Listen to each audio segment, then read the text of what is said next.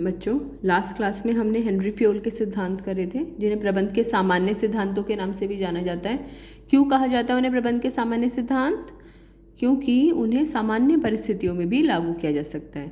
Henry Fayol के जितने भी सिद्धांत थे वो उन्होंने प्रबंधकों को ध्यान में रखते हुए बनाए थे। उन्हें पता था कि प्रबंधकों को क्या क्या समस्याएं आ सकती हैं।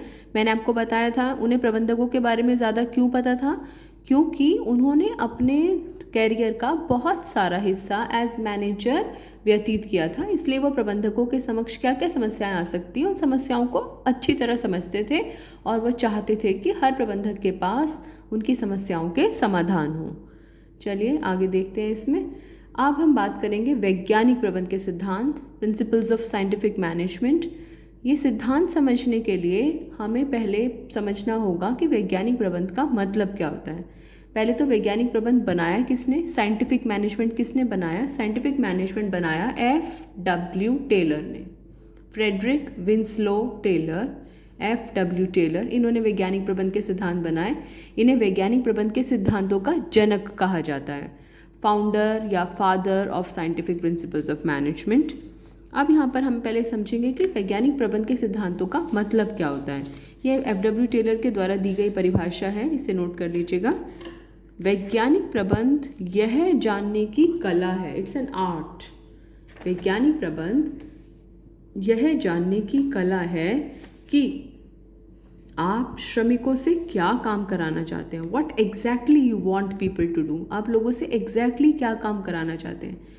F.W. टेलर का ऐसा मानना था कि प्रबंधकों के दिमाग में बिल्कुल इमेज क्लियर होना चाहिए कि उन्हें लोगों से क्या काम करवाना है, कैसे करवाना है, कब करवाना है। हर चीज़ अगर क्लियर होंगी तो समय वेस्ट नहीं होगा और लोग जो हैं अपने लक्ष्यों को कुशलता से प्राप्त करेंगे।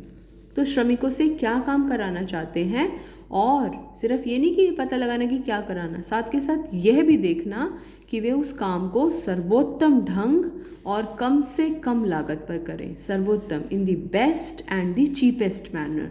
ये तीन चीज़ें आपको याद रखनी है।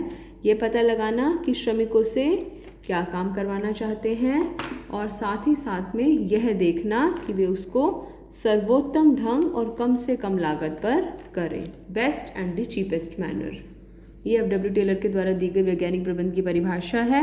इसे नोट कर लीजिएगा, इसे याद कर लीजिएगा, यही परिभाषा आपको याद करनी है। ओके, अब हम बात करते हैं वैज्ञानिक प्रबंध के सिद्धांतों की। हमने हेनरी फ्योल के सिद्धांत पढ़े थे। हेनरी फ्योल के कितने सिद्धांत हैं? 14। Very good. अब बात करते हैं वैज्ञानिक प्रबंध के सिद्धांतों की। जान के थोड़ी सी खुशी होगी आपको कि वैज्ञानिक प्रबंध के 4 सिद्धांत हैं। कितने सिद्धांत हैं? 4 सिद्धांत। Actually F.W. टेलर ने कुछ तकनीकें दी हैं जो सिद्धांतों से आगे हैं, जिन तकनीकों का इस्तेमाल किया जा सकता है उनके बारे में हम ज़्यादा अध्ययन करेंगे। तो वैज्ञानिक प्रबंध के 4 सिद्धांत हैं। कितने सिद्धांत हैं वैज्ञानिक प्रबंध के? 4। तो पहला सिद्धांत, विज्ञान पद्धति न कि अंगूठा टेक नियम। विज्ञान पद्धति, science, not rule of thumb. अंगूठा टेक नियम का मतलब किसी काम को सिर्फ इसलिए करना क्योंकि किसी ने आपको कह दिया कि भाई ये ऐसे करो तो अच्छा रहेगा। चीनी और मुंह मीठा करके जाओ तो आपका पेपर अच्छा होएगा, क्योंकि किसी ने कहा है तो आपने मान लिया। तो F.W. टेलर ऐसा कहते थे कि क्योंकि किसी ने कह दिया तो सिर्फ इस वजह से बात को ना माने, उसको जांचें, उसको परखें और फिर देखें। अगर आपको लगता है कि वो बात सही है तभी उसका पालन करें। विज्ञान भी तो यही करता है, साइंस भी तो यही करता है, किसी भी चीज़ को ऐसे ही नहीं मान लेता। तभी हम कहते हैं साइंस में लोग के वो they are still trying to find out whether god exist और नॉट, भगवान अस्तित्व में है कि नहीं है। तो वो किसी भी बात को ऐसे नहीं मानते, इसीलिए इन्हें वैज्ञानिक प्रबंध के सिद्धांत कहा जाता है। तो विज्ञान पद्धति ना कि अंगूठा टेक नियम, इसमें F.W. टेलर ने क्या कहा है कि किसी भी तथ्य या सिद्धांत को केवल और केवल इसलिए नहीं अपनाना चाहिए कि कोई और भी अपना रहा है, बल्कि उनकी हमें जांच परख करनी चाहिए और उसके बाद में ही निष्कर्ष पर पहुंचना चाहिए। इसको नोट कर लीजिएगा साथ में। यह है विज्ञान पद्धति, किसी भी बात को केवल किसी के कहने से ना माने, खुद उनको जांचें, परखें और तब उसको नोट करें। नंबर 2, सहयोग ना कि टकराव। सहयोग ना कि टकराव। टकराव किस में होता है? जब दो फोर्सेस आपस में टकरा जाती हैं, आमने सामने से टकरा गए। आमने सामने कौन? एक छोर पर प्रबंधक और दूसरे छोर पर श्रमिक। प्रबंधक क्या चाहता है कि कर्मचारी जो है ज़्यादा से ज़्यादा काम करे। कर्मचारी क्या चाहता है कि प्रबंधक हमें या हमारा संगठन हमें ज़्यादा से ज़्यादा वेतन दे, और इस चक्कर में ही दोनों के बीच में कई बार कलह रहती है, दोनों के बीच में क्लैशेस रहते हैं।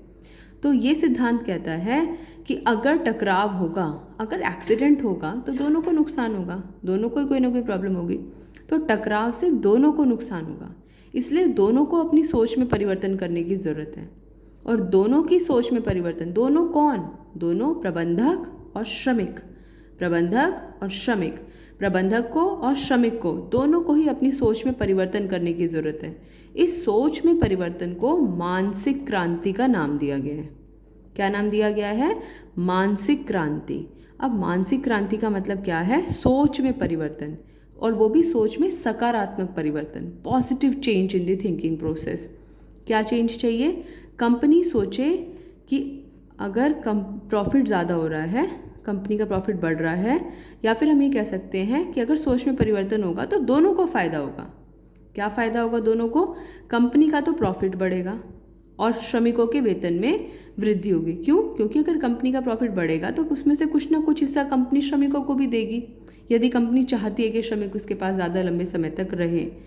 यहाँ पर इसने बहुत अच्छा एग्जाम्पल एक दिया था।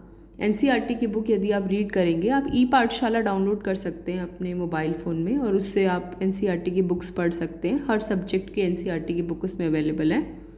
तो सहयोग ना कि टकराव में जापानीज स्टाइल है, बहुत अच्छा हड़ताल करने का जापानीज स्टाइल। आपने क्रिकेट में भी देखा होगा, IPL में या कहीं पर, कभी किसी चीज़ को वो अगर किसी चीज़ का विरोध कर रहे होते हैं तो वो अपने हाथ के ऊपर काली पट्टी बांध लेते हैं और क्रिकेट मैच खेलते रहते हैं।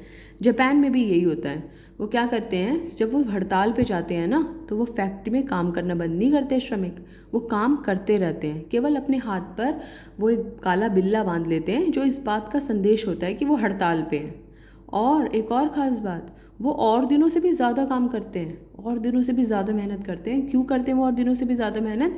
क्योंकि वो प्रबंधकों की सहानुभूति हासिल करना चाहते हैं।